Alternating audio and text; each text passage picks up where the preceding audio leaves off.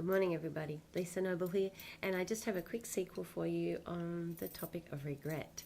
Now, a few days back, I was messing around with my computer trying to do something, and I had upgraded to Windows 10. Now, the thing was, I had this command that comes with Windows 10 that was on the touchpad, and I kept on doing something without knowing how I was doing it, and I couldn't figure out how to reverse it.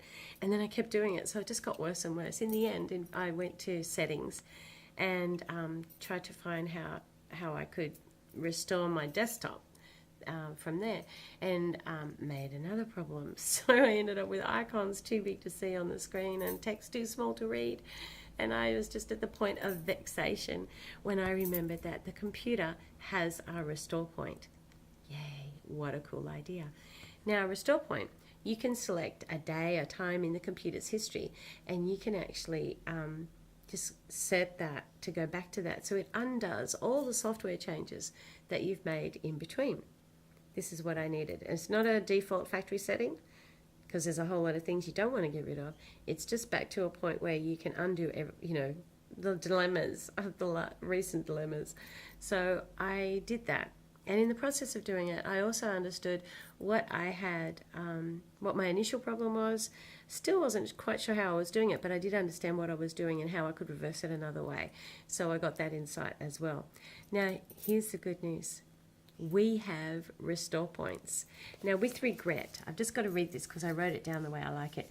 With regret, it causes us to look back and lament terminally about things in our history that we can never change. Okay, times when we stood at crossroads and chose poorly, and now we are so far from where we thought we would be in our lives, and so far removed from who we thought we'd be, that we wonder how we could ever get back.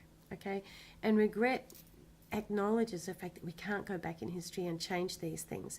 Now, with the restore point, you don't have to physically go back.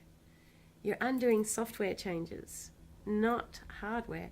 So God has given us restore points, and a restore point reverses the thinking and the underlying deceptions that caused us to make poor choices in the first place.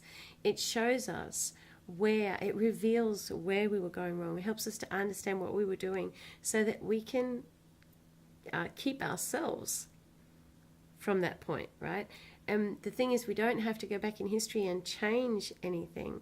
Our restore point will actually give us back the person that we were without having to go back in history. And that's a hard thing to try and explain to you, but it's true. Now, the thing is that it will give us back our sight, our faith, and the hope that is the anchor to our soul. It will restore our souls. And when your soul is restored, you can deal with the things in your history that you cannot change, and you can find other ways. God restores years that the locusts have eaten.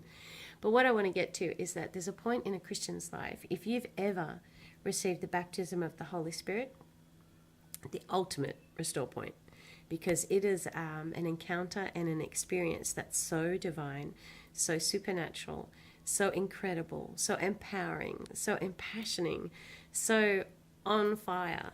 If you've had that experience, it's undeniable and it's real. And if you meditate on that experience, it will take you back. It will reverse the software changes. It will reverse the poor choice on top of the poor choice, the lie upon the lie. It will undo all of that and take you back to your first love and to that incredible power and to the understanding of your purpose. It will restore your soul. God has given us restore points, and you can be restored.